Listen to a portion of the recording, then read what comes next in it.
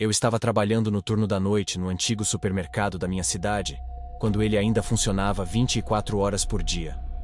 Durante esses turnos, raramente apareciam mais de 10 clientes. Mas isso não queria dizer que eu podia relaxar.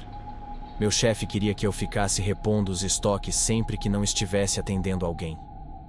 Era uma loja grande, então às vezes havia outra pessoa trabalhando, alguém limpando ou repondo em outro setor. Mas naquela noite, eu era o único no prédio. Eu estava colocando caixas no corredor de cereais quando ouvi algo cair no corredor ao lado. Achei estranho, porque a porta da frente da loja era barulhenta demais para alguém entrar sem que eu percebesse. Ainda assim, fui dar uma olhada. Quando virei para o lado, vi um homem parado bem na beira do corredor, me encarando com um olhar vazio. Perguntei se ele precisava de algo. Ele respondeu: "Ah, não. Só queria saber onde ficam os ovos." Mas havia algo de errado com ele. Seu rosto não era exatamente feio, mas estranho. O lábio superior parecia projetado demais, como se fosse um personagem de desenho animado. Fiquei desconfortável só de pensar que teria que atendê-lo depois. Terminei rápido o corredor e empurrei o carrinho em direção ao estoque nos fundos. Foi aí que ele apareceu de novo, cortando meu caminho pelo corredor central. Esse cara devia ter uns 35 anos. Eu tinha 22 na época, mas parecia bem mais novo. Ele começou a puxar assunto. Perguntou meu nome, minha idade, onde eu estudava, por que eu trabalhava de madrugada.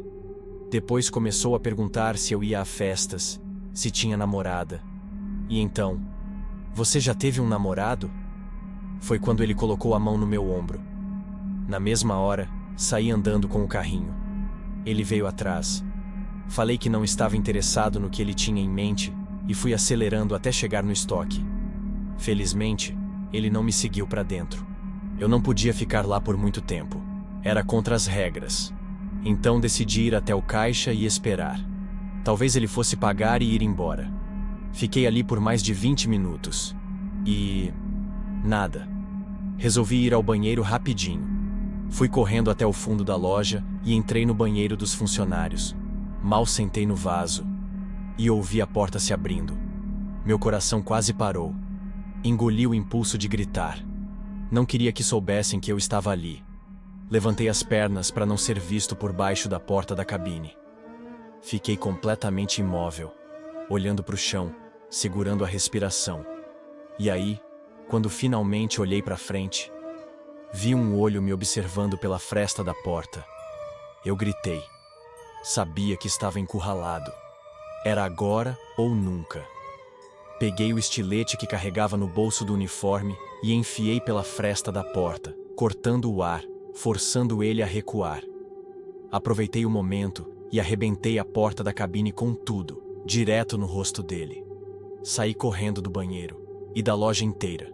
Liguei para o meu chefe pelo menos 5 vezes até ele atender. Contei tudo. Ele mandou eu ligar para a polícia e foi o que fiz. Claro, quando a polícia chegou, o homem já não estava mais lá. Depois disso, só aceitei 2 turnos noturnos. Nunca mais vi aquele homem. E, sinceramente, espero nunca mais ver.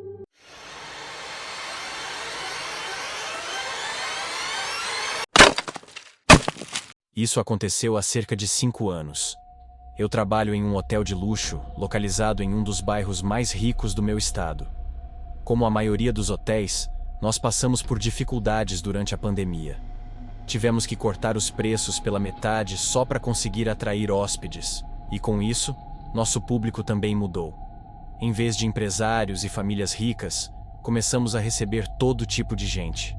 A maioria era inofensiva, mas algumas exceções foram bem preocupantes, como essa noite em específico.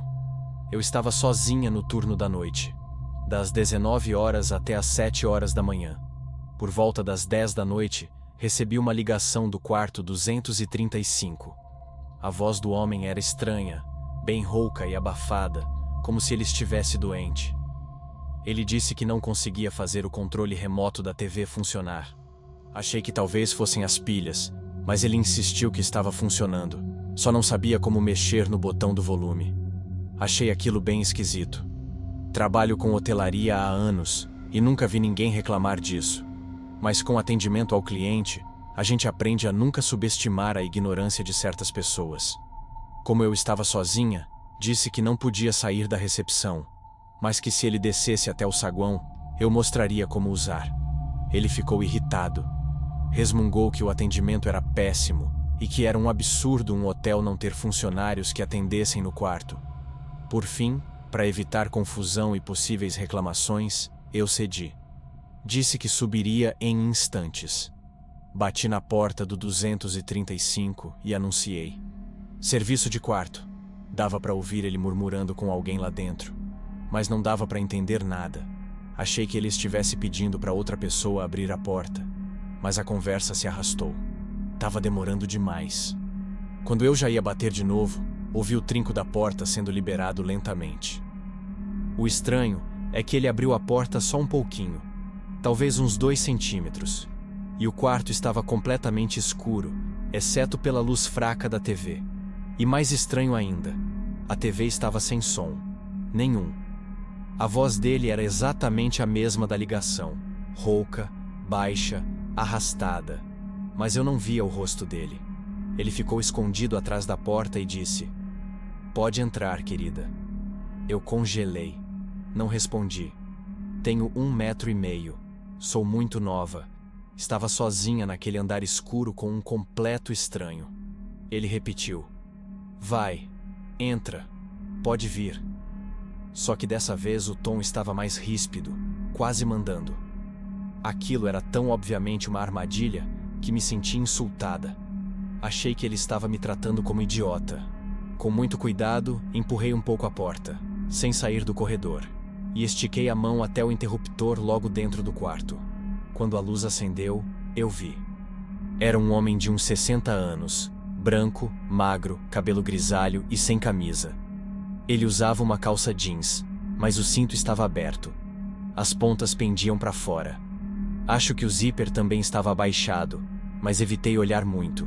No quarto, só havia ele e uma mala preta pequena.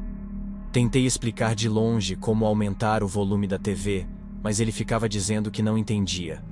Quando pedi o controle para mostrar, ele recuou mais para o fundo do quarto e disse: ah, vai ser mais fácil se você só entrar logo. Mas eu não ia. Dei uma última explicação rápida e fechei a porta. Voltei direto para a sala da segurança. Tranquei a porta, liguei as câmeras e deixei o celular pronto com o número da polícia digitado, só esperando ele aparecer no saguão.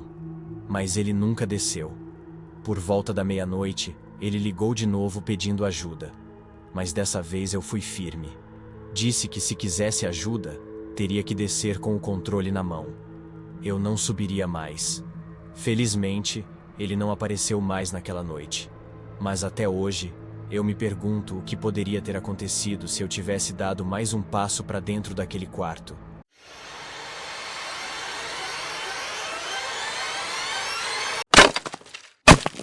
Eu trabalho em um asilo, e meus turnos variam entre manhãs, tardes e noites.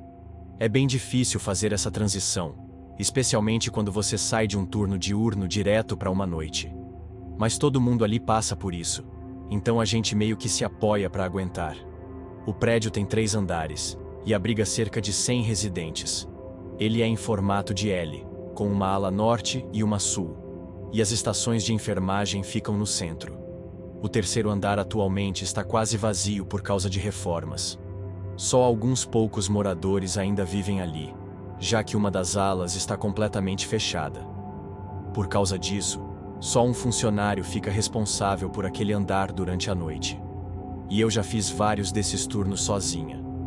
Nunca tinha acontecido nada demais. É escuro, é silencioso, mas nunca nada que me assustasse de verdade. Na verdade, eu nunca acreditei em coisas sobrenaturais. Sempre fui do tipo, só acredito vendo. Alguns colegas ao longo dos anos falavam que o 3º andar era assombrado. Diziam que ouviam batidas e viam coisas estranhas durante a noite. Eu sempre escutei com curiosidade, mas no fundo, achava besteira. Até que uma noite, há algumas semanas, fez tudo isso mudar. Eu estava sentada na estação de enfermagem, assistindo a um filme no meu notebook e passando o tempo no celular. Tinha acabado de fazer a ronda, respondido a um chamado e estava tentando relaxar. Mas naquela noite, eu me sentia estranha, como se alguém estivesse me observando o tempo todo. De vez em quando, achava que tinha algo se mexendo no canto do olho, mas sempre que virava, não era nada. A parte seguinte é difícil de explicar, mas eu vou tentar. Enquanto eu estava sentada, de repente, uma sombra caiu do teto. Ela pairou sobre mim por um segundo e desapareceu antes que eu pudesse reagir. Meu coração disparou. Eu pulei da cadeira. E não tinha como aquilo ser a sombra de alguma coisa ou reflexo de carro. A única janela da estação de enfermagem dá para uma floresta densa. Não tem estrada, nem nada por perto. Depois de alguns minutos, me acalmei e fui verificar os residentes. Tudo parecia normal. Ninguém estava acordado, exceto uma senhora no fim do corredor assistindo TV. Quando voltei para a estação, vi algo ainda mais perturbador. Tinha uma sombra, ou talvez pés, visíveis pela fresta da porta que dava para a ala em reforma, aquela parte interditada. Eu abri a porta para verificar se algum morador de outro andar tinha se perdido, o que acontece às vezes, mas não tinha ninguém. Voltei para a estação sentindo meu corpo todo tenso. A sensação de estar sendo vigiada era ainda mais forte. Me sentei novamente e tentei me distrair vendo vídeos no TikTok. Depois de cerca de 1 hora nisso, olhei o relógio. Eram 3h03 da manhã.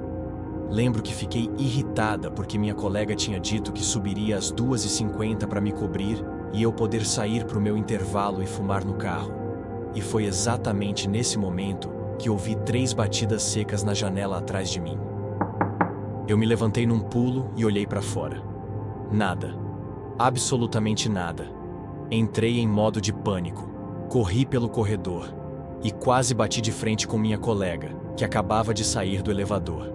Agora, lembre-se, eu estava no 3º andar. Não tem escada, árvore ou qualquer coisa do lado de fora daquela janela. Não existe como alguém bater ali. Perguntei se ela tinha ouvido as batidas ou se tinha feito alguma coisa. Ela disse que não. E deu para ver na cara dela o quanto eu estava abalada. Ela se ofereceu para trocar de andar comigo.